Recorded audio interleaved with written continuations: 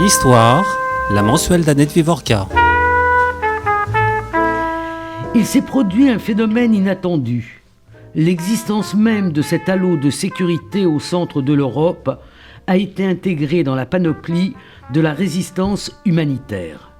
Si, en 1942 encore, les Juifs passaient en Suisse, certes avec de l'aide, mais essentiellement de leur propre initiative, dès le début de 1943, et même un peu avant, les divers réseaux de résistance faisaient passer en Suisse des Juifs qui n'en auraient pas eu la capacité autrement.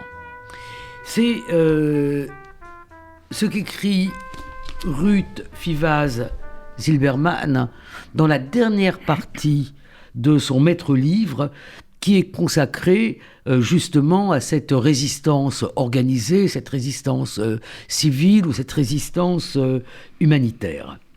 Je rappelle à nos auditeurs que Ruth est déjà venue le mois dernier pour parler des premières parties de son ouvrage « La fuite en Suisse, les Juifs à la frontière franco-suisse durant les années de la solution finale », édité par Kalman Levy et préfacé par Serge Klarsfeld. Donc, vous classez un peu cette résistance. Pouvez-vous d'ailleurs nous la requalifier, parce que vous réfléchissez un peu sur la façon de nommer cette résistance un peu particulière. Oui, est-ce qu'il faut vraiment parler de résistance civile ou humanitaire ? On peut le faire, mais quand des Juifs, quand des personnes sont arrêtées et déportées à un endroit dont on ne sait rien en 42. On ne sait pas ce qui se passe là-bas à l'Est. On sait que c'est grave, qu'ils n'écrivent plus, mais enfin on ne sait pas exactement. Est-ce que qu'est-ce qu'il faut encore mettre un adjectif ? Est-ce que c'est pas la résistance tout court ? Je serais assez d'accord avec vous si on définit la résistance presque en termes de physique, qui est une action contre, une rétroaction. Dans ce sens-là, c'est effectivement une résistance. Donc, vous classez un peu et vous montrez qu'il y a en gros, les frontières sont jamais étanches, 4 types de résistance. Ce sont lesquels ? Des réseaux, donc. Oui, des réseaux. Des réseaux. Oui. Bon. Qui sont caractérisés d'ailleurs beaucoup de façon confessionnelle, en fait. Pas tous, mais presque tous. Oui, tout à fait. Oui et non. Bien. Bon, il y a le Secours suisse, la Croix-Rouge suisse Secours aux enfants. Ils ont des homes en France et ils vont essayer. Ils pensent qu'ils vont être protégés, que leurs protégés ils vont pouvoir les garder jusqu'au moment qui devient très très grave. Le moment très très grave, c'est l'invasion du 11 novembre 42, l'invasion allemande. Et à ce moment-là, ils vont exfiltrer vers la Suisse quelques-uns de leurs protégés, mais ça se passe n'importe comment, ça se passe pas très très bien. Il va y avoir des arrestations, des déportations. Un réseau qui a été nettement mieux organisé est le réseau de l'amitié chrétienne de Lyon, qui travaille avec les réseaux de la CIMAD, donc de l'entraide protestante. Est-ce que vous pouvez nous définir un peu ce qu'est l'amitié chrétienne et ensuite ce qu'est la CIMAD ? Alors, le chrétien de l'amitié chrétienne n'est pas le même chrétien que la CIMAD. Oui, c'est-à-dire, écoutez, il n'y a pas d'organigramme fixe. Il y a un mouvement de jeunesse protestant qui s'appelle la CIMAD, qui est une fédération de mouvements de jeunesse protestants. Ça, c'est une chose. Ils envoient des délégués dans les camps de Vichy.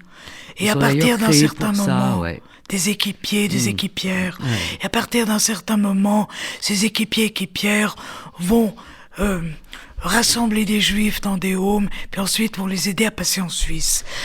Et l'amitié chrétienne ? Et l'amitié chrétienne est un mouvement lyonnais à la base, qui est tout à fait officiel, sous Vichy. puisqu'il est coprésidé officiellement par le Monseigneur Gerlier, primat des Gaules, l'archevêque, et par le pasteur Buckner, président de la Fédération protestante de France. Et mais en dessous de ces grands pontes lyonnais, il y a aussi des avocats, des industriels, etc. Il y a toute une organisation qui est clandestine, semi-clandestine.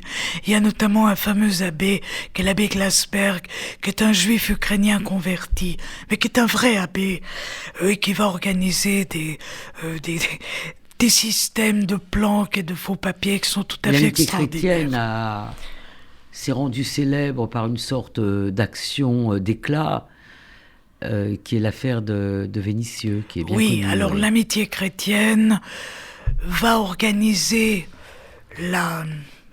l'exemption légale du camp de rassemblement de Vénissieux des enfants et adolescents dont elle exige des parents un abandon de paternité.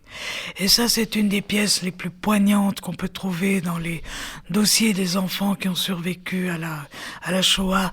C'est cet abandon de paternité qu'on exige de leurs parents. Donc les familles sont rassemblées. Ça, c'est le camp pour la région de Lyon.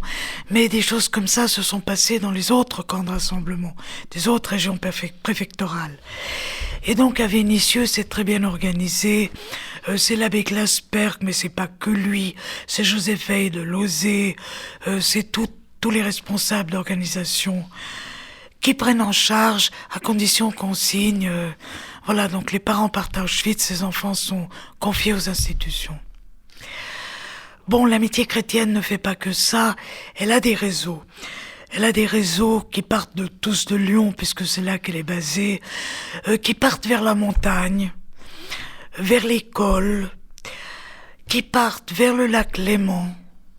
Et il y a notamment un de ces responsables protestants, fondateur, qui s'appelle Olivier de Pierrebourg, qui est un grand résistant de la résistance générale, qui va prendre des juifs qu'il connaît, les accompagner à Thonon-les-Bains et les mettre entre les mains de passeurs, de bateliers, de pêcheurs, qui vont les passer de l'autre côté. Il fait ça pour plusieurs familles, par exemple. Puis après, il y a un grave incident sur le Léman. Il y a un jeune pêcheur français qui va être abattu sur l'autre rive par un douanier suisse, tué, parce qu'il a amené un bateau avec des juifs. Les juifs vont être accueillis, mais bon, ça crée un incident de frontière. Et surtout après cela, il y a plus de pêcheurs qui veulent prendre des juifs pour traverser le Léman. Ou alors ils demandent des sommes astronomiques. Et là, l'amitié chrétienne va prendre la route des montagnes. Et ils vont faire passer des gens en les confiant à des gens comme l'abbé Pierre, qui s'appelle pas encore l'abbé Pierre, s'appelle Henri Grouès, qui est vicaire à Grenoble. Il va passer des jeunes gens, montagnards, parce que là il faut y aller pour passer ces cols. Ils ont des réseaux, l'amitié chrétienne, et puis ils prennent en charge des gens que Lauzé leur recommande. Alors, finalement, quand on regarde un peu cette dernière partie de votre ouvrage, on s'aperçoit quand même que Lauzé a un rôle quasi central. C'est-à-dire que Lauzé est en relation avec tous les mouvements. Alors d'abord, est-ce que vous pouvez dire aux auditeurs qui ne sont pas forcément familiarisés ce que c'est que Lauzé? Ils le sont plus parce que Lauzé continue d'exister. Donc, oui, voilà. Tout à fait. Donc qu'est-ce que veut dire ce cycle d'Lauzé? Alors, c'est œuvre de secours aux enfants. En fait, ça a été repris d'un acronyme russe parce qu'elle a été fondée en 1912, sauf erreur, à Saint-Pétersbourg, qu'après la révolution russe, elle a émigré à Berlin et qu'après la prise de pouvoir par les nazis, en 1933, elle a émigré à Paris.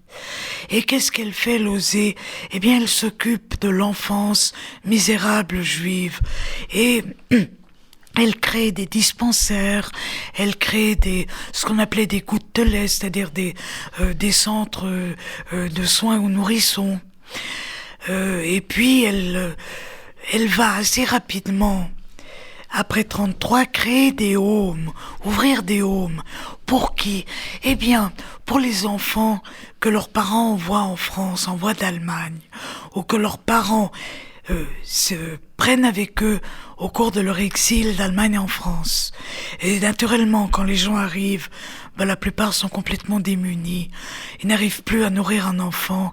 Et à ce moment-là, l'OSE va prendre en charge des enfants et des adolescents. Lorsque arrive l'invasion de mai 40, donc l'invasion de la France, ils vont en catastrophe transporter ces enfants en zone libre et acheter des châteaux. Alors ils ont des donateurs, heureusement, qui vont leur donner de l'argent pour acheter le château de Montintin, le château de Chaumont, château du Magelier. Ce sont des grandes bâtisses, souvent vides depuis des années. Alors il faut installer des lits, il faut installer une cuisine, etc. Ils vont demander des fonds. Des fonds vont arriver par des donateurs français, suisses, par le Joint. Et puis on va héberger des enfants. C'est quoi le Joint ? Alors le Joint, American Joint, Jewish Joint Distribution Committee, est un organisme juif américain qui récolte de l'argent auprès des riches juifs américains pour aider les juifs en difficulté. Et il est quand même basé en partie en Suisse pendant la guerre. Alors il a un représentant en Suisse. D'abord, il a un représentant en Europe qui peut voyager librement en France. Bon, c'est Herbert Katzky et puis ensuite c'est Joseph Schwartz. Ce sont deux Américains. Qui peuvent encore aller se balader librement en France. Tant que les États-Unis ne sont pas en guerre. Tant que les États-Unis ne sont pas en guerre. À partir de décembre 41, ils sont plus personne à gratin en France. Et à ce moment-là, ils vont dans un pays neutre, à Lisbonne. Mais le Joint a également représentant dans un autre pays neutre qu'est la Suisse. Puis la Suisse et Lisbonne vont correspondre pour des envois d'argent notamment. Donc, ce représentant en Suisse est un personnage extrêmement important parce que c'est lui qui va récolter des fonds pour toute l'œuvre clandestine des convois d'enfants. Alors attention, l'argent américain, le gouvernement américain n'autorise pas l'argent, soit de l'argent juif ou autre, à aller vers les pays, vers l'Allemagne ou vers les pays occupés par l'Allemagne. Alors Sally Mayer, c'est comme ça qu'il s'appelle ce représentant, qui est un citoyen suisse, va devoir trouver toutes sortes de combines et d'astuces pour pouvoir affecter cet argent au convoi d'enfants et pour payer les faux papiers, les hébergements et les passeurs rétribués pour faire venir ces enfants en Suisse. Alors en fait, quand on regarde cette partie, il n'y a pas que des convois d'enfants, il y a aussi des adultes qui sont passés en Suisse par les différents organismes. Alors la CIMAD ne s'occupe en fait pas d'enfants. Voilà. La CIMAD passe des adultes, ce sont souvent des étudiants qui étaient hébergés dans un home en Chambon-sur-Lignon. Ce sont des personnes, disons, âgées ou malades, qui ont été hébergées dans leur home, également Chambon-sur-Lignon, ou dans d'autres homes. Et la CIMAD engage des éclaireurs ou des jeunes gens qui sont des passeurs, d'abord bénévoles, puis ensuite payés, mais très très peu, payés un petit salaire d'ouvrier, pour accompagner ces gens en Suisse. Ce ne sont pas des passeurs d'enfants. La Croix-Rouge suisse secours aux enfants, oui, enfin disons qu'elle essaye de faire passer ses protégés, mais c'est peu de choses. En août 42, il y a 200 jeunes juifs dans ces homes. La plupart d'ailleurs vont rester dans ces homes. On va les planquer, on va essayer de les sauver. Il y a quand même quelques déportations. Et puis on va essayer en catastrophe, je l'ai déjà dit, donc les faire passer en Suisse. Ça se passe assez mal. Le grand sauvetage, si on veut, la grande action, c'est comme celle de la résistance juive. Alors, le mouvement de la jeunesse sioniste passera des adultes et des enfants. L'OSE passera essentiellement des enfants, mais aussi des familles, des familles. On va s'arrêter 2 minutes. Non, d'abord, vous avez donné le nom du Chambon-sur-Lignon, auquel je crois que vous accolez quand même celui de l'école des Roches. qui malheureusement a fermé il n'y a pas longtemps après la tragédie que l'on sait. Donc, quel est le rôle du Chambon et de l'école des Roches? Puis après, on reviendra sur Lauzé, les enfants. Alors, le Chambon a été, disons, un îlot relativement pacifique et hospitalier. Tout le monde le sait. D'ailleurs, le village, la bourgade, a reçu la médaille des Justes à titre collectif. Il y avait plusieurs réseaux qui coexistaient là-bas. C'est donc c'est une bourgade protestante. Le plateau Vivarais est composé de villages protestants et de villages catholiques. C'est une région très, très difficile d'accès, surtout en hiver. Il y a eu jusqu'à 2000 juifs cachés là-bas, hébergés puis cachés. Ils étaient tout à fait légaux jusqu'en été 42, jusqu'au rafle de Vichy. Puis après, ils avaient des faux noms, etc. L'entraide protestante, donc la CIMAD et le Fonds européen de secours aux étudiants avaient chacun un home là-bas. Puis le Secours suisse en avait un aussi. Et ils ont protégé leurs hébergés, leurs protégés. Et ils les ont extraordinairement bien protégés. C'est-à-dire qu'ils les ont cachés dès qu'il y avait une alerte, dans les bois, chez des fermiers. Il y en a pourtant certains qui sont quand même passés en Suisse, malgré cette protection, ou grâce à cette protection. Alors voilà, on a estimé, je crois que c'est Mireille Philippe, femme d'André Philippe, qui est donc un député socialiste au Parlement, qui est parti rejoindre De Gaulle à Londres, qui a d'abord voté contre Pétain avec les 80, qui a rejoint De Gaulle à Londres. Sa femme est restée au Chambon. Et il s'est occupé d'engager des éclaireurs pour faire passer ces jeunes en Suisse. Ça se passe très très bien. Ils sont tous accueillis. Ceux qui n'arrivent pas tout de suite, certains ont été refoulés, puis on les a rattrapés avant qu'ils ne soient déportés de Rivesaltes. Après, on leur a donné des visas, on les a inscrits sur les listes non refoulables, et puis après, ils sont tous entrés en Suisse. La CIMAD, le Fonds européen, ça a été formidable. Mais ce sont pas des grands nombres de réfugiés. Alors que Lauzé, le mouvement de la jeunesse sioniste et les éclaireurs israélites de France qui leur sont associés ont fait passer des centaines et des centaines de familles et d'enfants. Alors en fait, vous expliquez que après les grandes rafles de l'été 42, il y a un très grand nombre d'enfants, malgré l'arrestation aussi des enfants, la déportation des enfants, il y a un très grand nombre d'enfants qui se retrouvent sans famille. Vous donnez un chiffre de 5000, si ma mémoire est bonne, à peu près. Enfin, oui, alors ça, c'est... Enfin bon, les chiffres, c'est toujours très, très discutable. Enfin, il y a ces enfants abandonnés, et c'est une partie de ces enfants que Lauzé va faire passer en Suisse. Oui, alors attention. Oui, ça c'est un terme de l'époque, les enfants abandonnés. Ouais.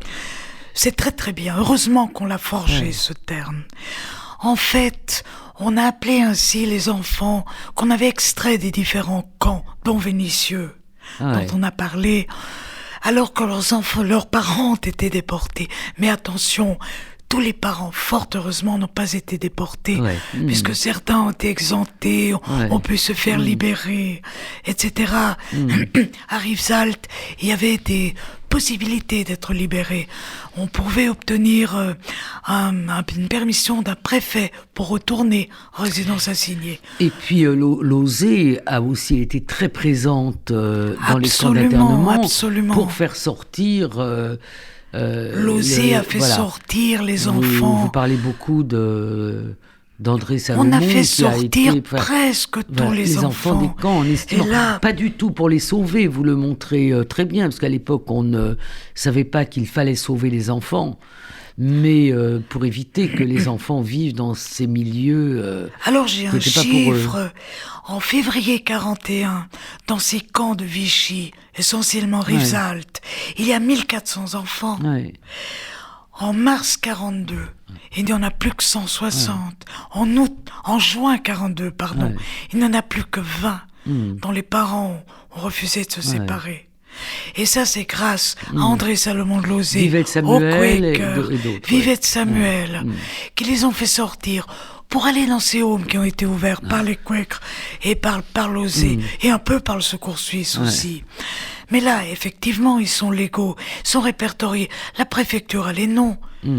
Après novembre 42, les Allemands auront les noms, puisqu'ils prennent toutes les archives 42, il de faut la préfecture. que Lauzet cherche des stratégies donc de placement dans des institutions religieuses Exactement. ou autres, et le passage en Suisse, Voilà. dont vous allez nous parler maintenant. Mais qui reste subsidiaire. Donc, lorsque Joseph Weil, qui est membre du comité de Lauzet... Dites-nous 2 mots sur Joseph Weil. Joseph Weil est un médecin alsacien de Strasbourg, qui avait carrière, cabinet à Strasbourg. La communauté de Strasbourg a été déplacée en Dordogne. En Dordogne et dans le Puy-de-Dôme. Bon, la faculté a été mise à Clermont-Ferrand, et puis les autres ont été déportés, enfin pas déportés, ils ont été déplacés à Périgueux. Bon, là il commence à s'intéresser de près à tous ces juifs déplacés. Il faut s'en occuper, il faut créer une assistance, etc. Et puis, Lauzet, parallèlement, crée ces châteaux, Chaumont, Magelé, etc. Donc, Joseph Weil est responsable du volet médical, médico-social. Mais Joseph Weil est le véritable homme politique de Lauzet, on va dire, avec André Salomon.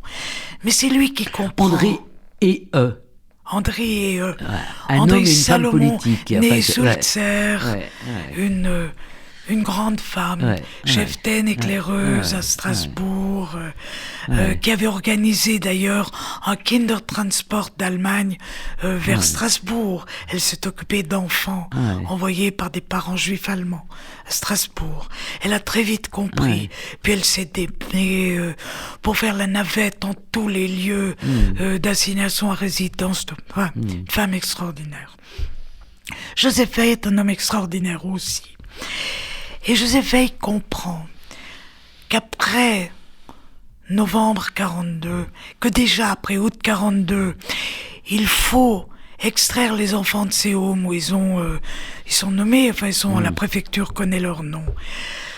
Et puis, mais il essaye encore de trouver des solutions légales. Joseph Weil va encore démarcher Laval, à Vichy, pour essayer de trouver des visas de sortie pour ses enfants.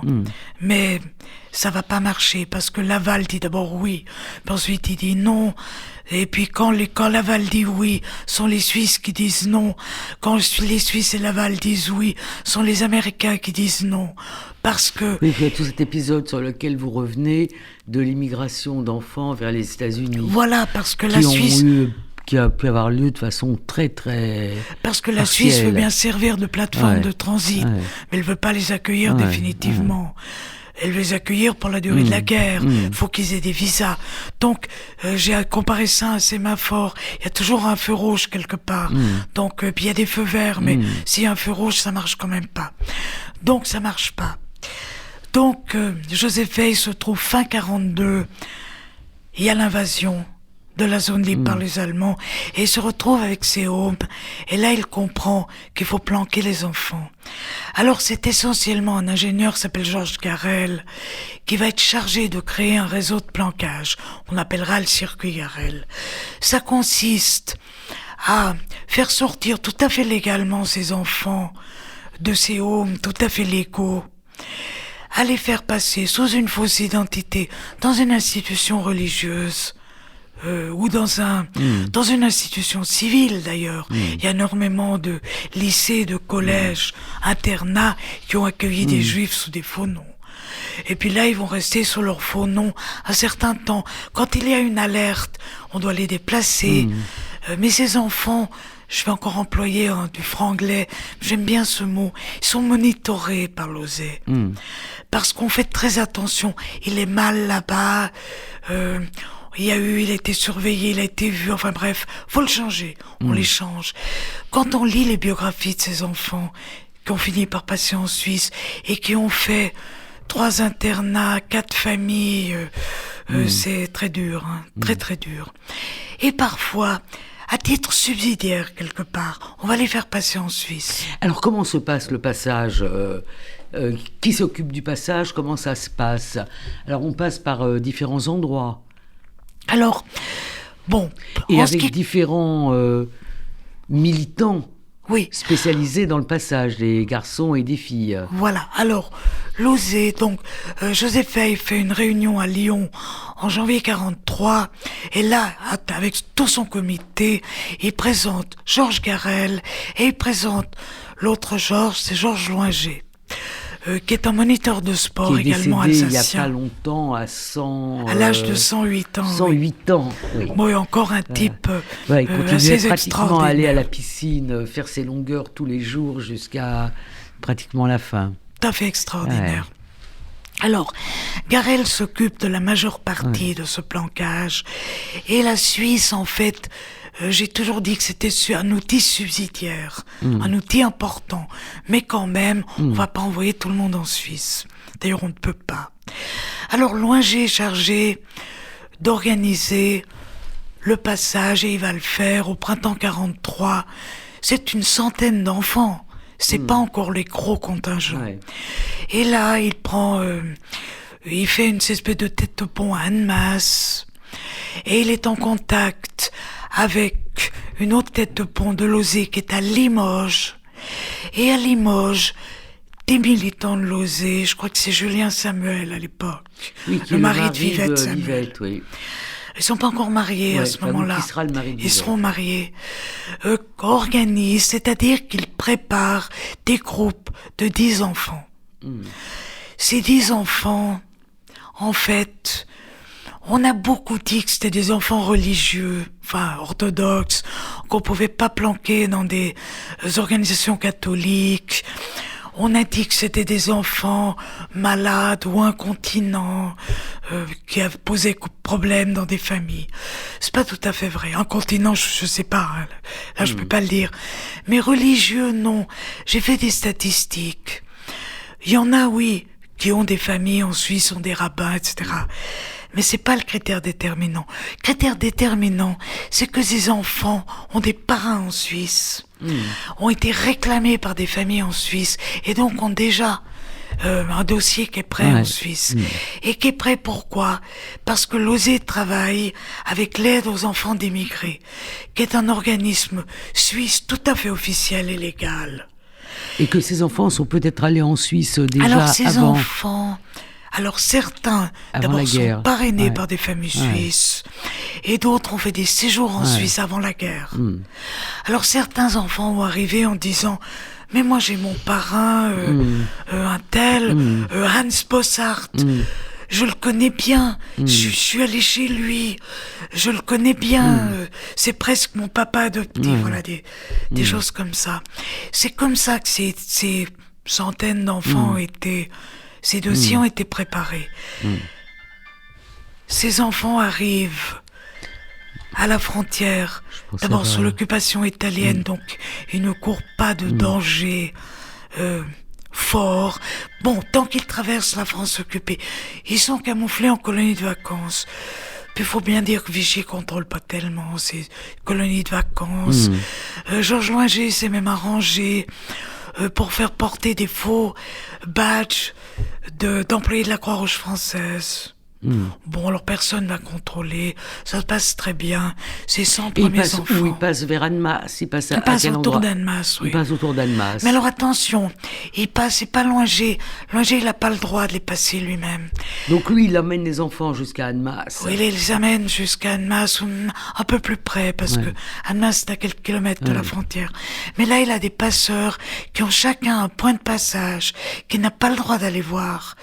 Et il doit donner l'argent aux passeurs, la moitié de l'argent. Et puis l'autre moitié, il le donne au plus débrouillé des gamins, qui le donnera quand tout le monde sera passé. Parce que c'est un gagne-pain pour ces passeurs. Attention, ces passeurs demandent 3 à 5 000 francs par enfant. Ils sont très honnêtes. Très honnêtes. Jamais ils n'ont trahi. Jamais ils n'ont raté le passage. disons, j'aimerais un petit peu réhabiliter ces passeurs payés.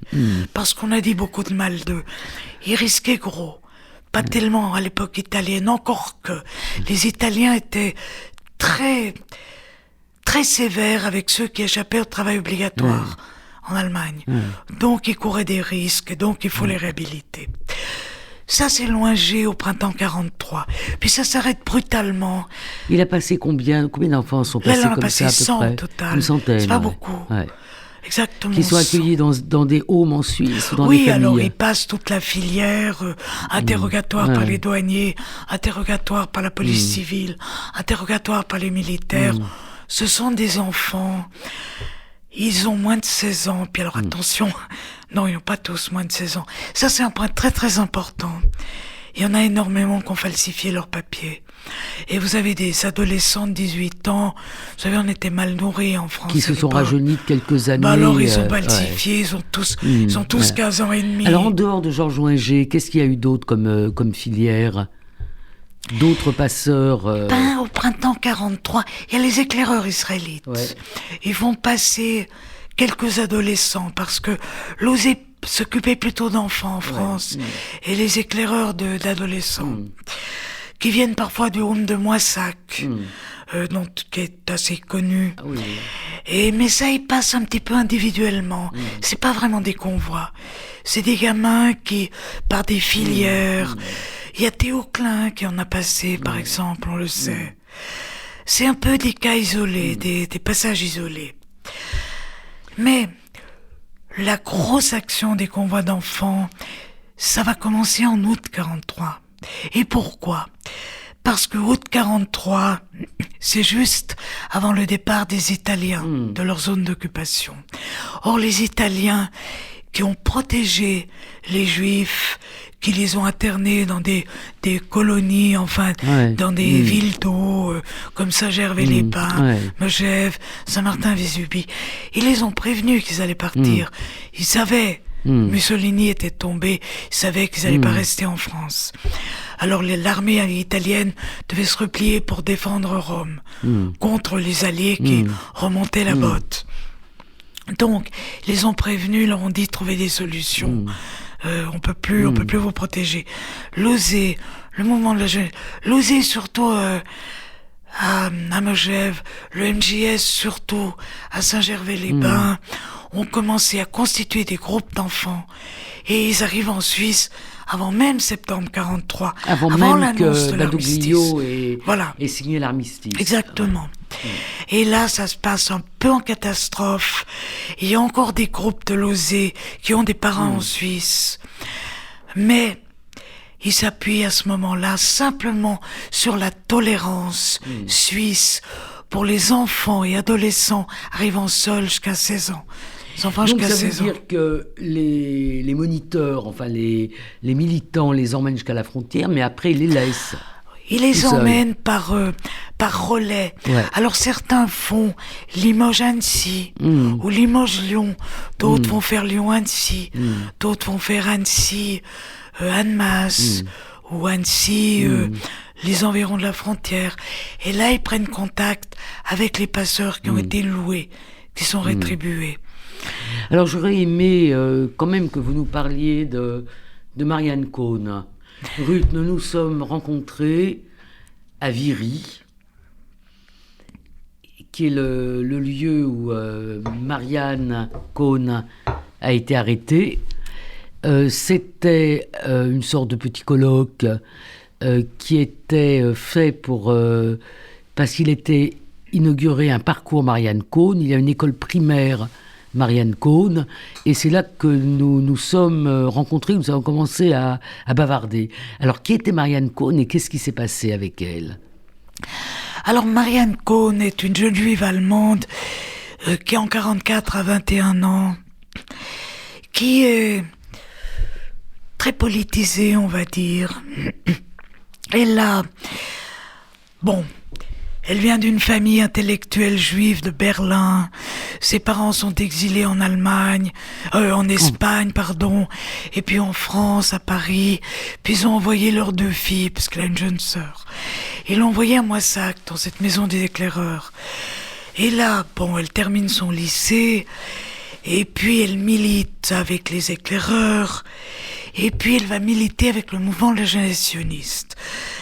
Comme c'est une jeune fille intellectuelle, instruite, très militante politiquement, elle va vouloir travailler, s'engager. D'abord, elle dirige la bibliothèque circulante du mouvement de la jeunesse sioniste. Le mouvement de la jeunesse sioniste, il n'a pas fait que de la résistance civile et armée. Il a aussi voulu renforcer un sentiment d'appartenance au judaïsme parmi les jeunes, disons avec qui il était en contact. Et donc, il faisait passer beaucoup de littérature juive. Bon, c'est pas le volet qu'on développe aujourd'hui. Mais Marianne était donc responsable de ça. À Moissac, puis à Grenoble, parce que ce secrétariat s'est déplacé en zone italienne. Et à Grenoble, qui était où il y avait la brigade, le CTUT, le plus important du mouvement de la jeunesse sioniste, Marianne Cohn est en plein dans ce mouvement, où il y a Toto Giniewski qui s'occupe des faux papiers, Georges Schneck qui va lui succéder, et toute une galerie de jeunes hommes et de jeunes femmes très courageuses, dont Mila Racine aussi, qui vont, mais aussi Bella Wendling, Thea Wendling, des gens qu'on connaît moins, parce que ce sont pas les martyrs de la cause, mais c'était les militants de la cause, qui vont, entre autres choses, s'occuper de faire passer des enfants et des familles en Suisse. Alors Marianne, en fait, elle travaille pas en 43 sur cette frontière. Là, c'est Mila Racine. Et puis d'autres dont je vais pas parler maintenant. Marianne est engagée en mars 44 par Emmanuel Racine, qui est en fond le chef de projet, on va dire, pour ce passage-là, qui est le frère de Mila Racine. Mila Racine a été arrêtée en octobre précédent. Emmanuel Racine, avec Marianne qui va être son bras droit et sa passeuse principale, vont s'occuper de faire passer un peu plus de 500 enfants. Bon, ils ont une liaison, c'est ce qui va Emmanuel et Marianne, qui va expliquer peut-être le retard qu'elle prend pour son dernier convoi. Mais ça, c'est sa vie privée. Marianne va passer d'abord des convois que l'OSE prépare pour elle. Pourquoi ? Parce que Julien Samuel va être arrêté à Lyon. Jacques Salon, qui les co-prépare, qui est le mari de Nicole Salon, qu'elle-même a été arrêtée à Nice. Nicole Salon, elle était en lien avec Odette et Moussa Abadi, voilà. Elle est arrêtée à Nice. Voilà, Odette Salon, Néveil. Il faut dire que le mouvement de la jeunesse sioniste, que l'OSE, que les éclaireurs ont perdu beaucoup de militants valeureux, arrêtés. Ils ont perdu peu d'enfants et beaucoup de militants, en proportion. Donc, Jacques Samuel, ont été arrêtés à Lyon. Catastrophe, il faut que quelqu'un passe ses enfants. Alors l'OSE demande au moment de la jeunesse sioniste. Et Emmanuel Racine et Georges Loinger, qui à ce moment-là est à Aix-les-Bains. Ils vont s'arranger pour travailler ensemble. Marianne Cohn va passer 9 convois. Alors il y en a pour l'OSE, il y en a pour le mouvement de la jeunesse sioniste. Ce sont des convois de plus en plus gros. Elle va passer des convois, Georges Loinger c'était 10 enfants. Elle va en passer 20, en passer 30. Alors on n'a pas parlé de dénonciation, c'est pas le cas. Le dernier convoi, c'est le 31 mai 44. Donc elle passe, elle prend le groupe à Annecy. Ça, on le sait par les survivants.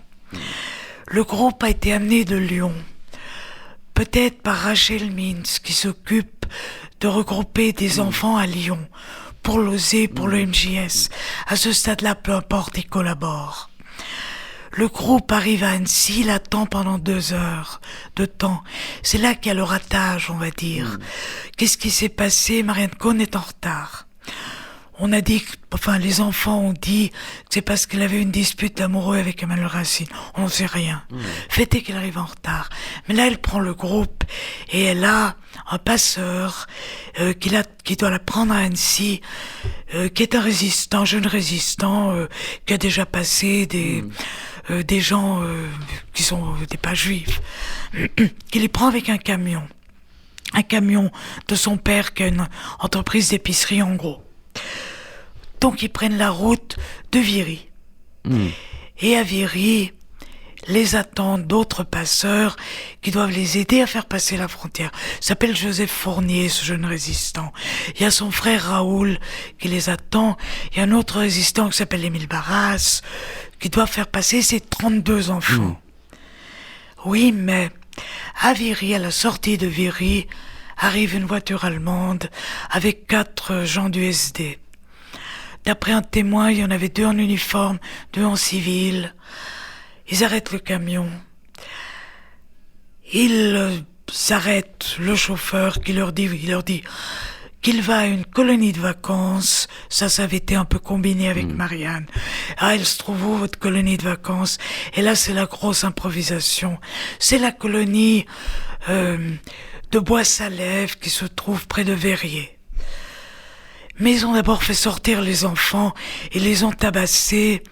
Il y a un des garçons qui crie « Je suis pas juif, je suis pas juif ». L'Allemand, d'après un autre témoin, aurait dit « Stinkt nach Juden », ça pue les juifs.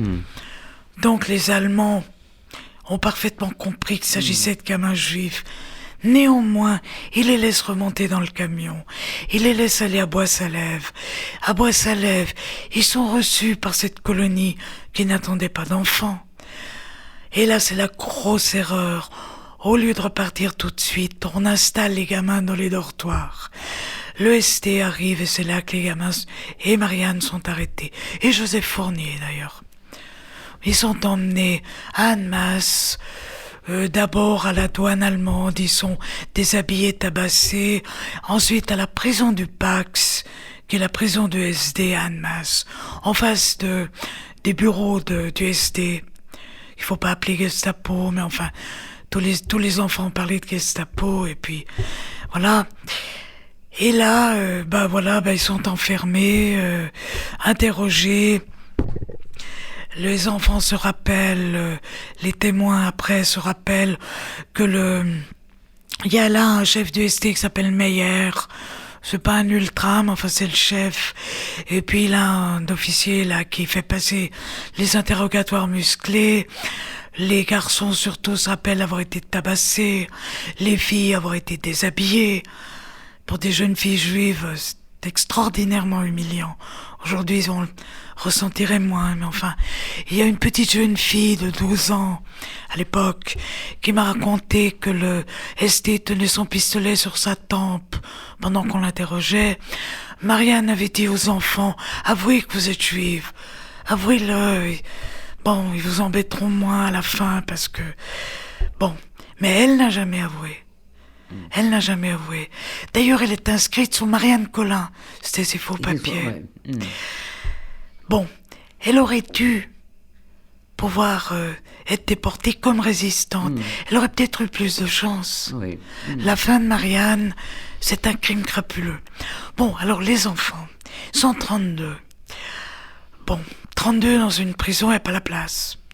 Alors derrière, il y a Emmanuel Racine et Georges Loinger qui vont faire pression sur le maire d'Annemasse, il s'appelle Jean Defoe, qui est résistant, qui fait partie des réseaux de renseignement, réseau Gilbert, qui va alerter son réseau, qui va prendre appui sur un abbé qui s'appelle l'abbé Aimé Duret, lequel va dire, écoutez les enfants, nous on les prend. Et on prend les plus jeunes, on les met dans une colonie de vacances. Mais ils sont inscrits comme étant en camp de rassemblement, donc c'est des enfants bloqués. Mais les ados vont rester au Pax. Alors là, on a des souvenirs. Ils font la plonge, ils épluchent les patates. Et puis la résistance, donc Emmanuel Racine et Jean Defoe et Loinger vont vouloir les faire évader. Mais d'abord faire évader Marianne. Et là, Marianne est héroïque parce qu'elle refuse. Elle dit, si moi on me fait évader, les gosses, on les envoie à Drancy. C'est fini. Je peux pas faire ça. Et donc, elle prend personnellement la responsabilité des enfants. Mais elle pense jusqu'à la fin, parce qu'elle écrit des billets qu'elle arrive à faire sortir de prison, qu'Emmanuel Racine récupère. Jusqu'à la fin, elle dit, la libération est proche. Elle a été arrêtée le 31 mai. Le 6 juin, il y a le débarquement en Normandie. Tout ça, elle l'apprend parce que les billets circulent. Elle sait pas que ça va durer à un la peu prison. plus longtemps pour Elle sait pas en combien de temps ça va savoir, durer. Mais elle sait que ça y est, ça va plus durer longtemps. Elle parle de libération dans ses billets. Elle dit peut-être qu'on nous mettra tous à la colonie de vacances.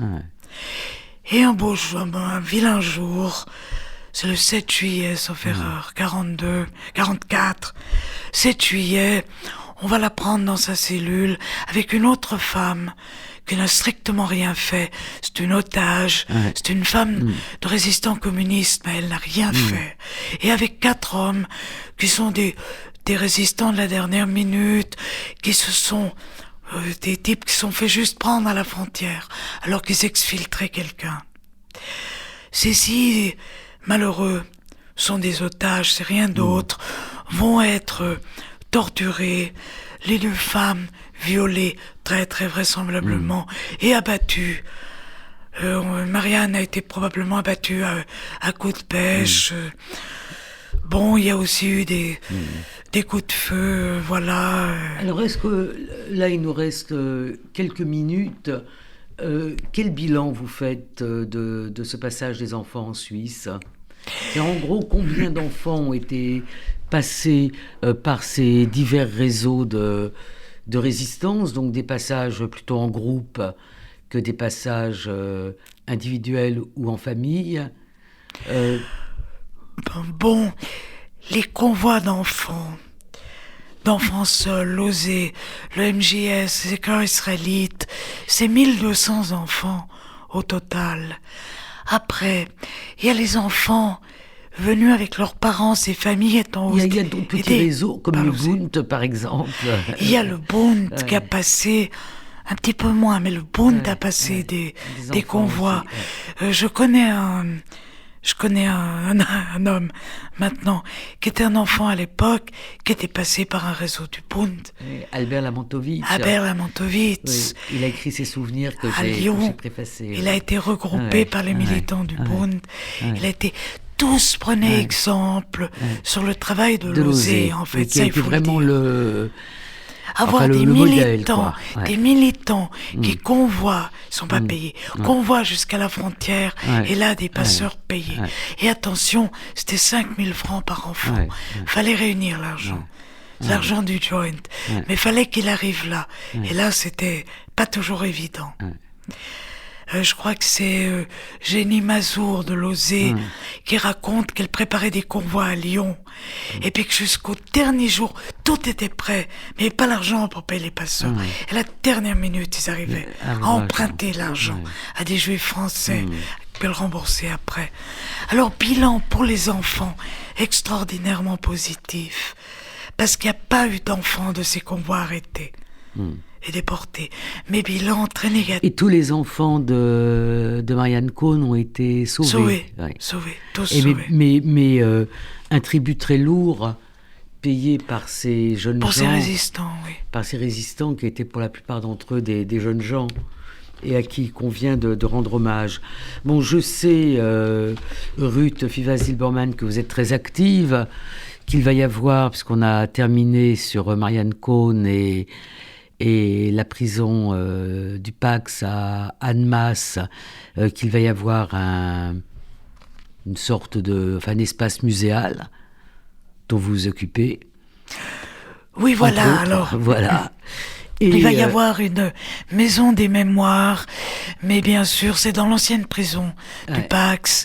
Il n'y a pas beaucoup d'espace, mais je peux dire qu'il y a d'ores et déjà des portraits géants de Mila Racine, de Marianne Cohn. Puis il va y avoir un espace Georges Loinger. Il va y avoir une place Mila Racine. Et puis il va y avoir des expositions également itinérantes dans le département. Alors en attendant d'aller à Annemasse, peut-être l'été prochain, il faut lire, acheter, avoir dans sa bibliothèque, parce que c'est un livre qu'on consulte, qu'on compulse, le livre de Ruth Fivaz-Zilberman, La fuite en Suisse, les Juifs à la frontière franco-suisse durant les années de la solution finale. C'est publié chez Kalman Levy et préfacé par Serge Strassfeld. Merci.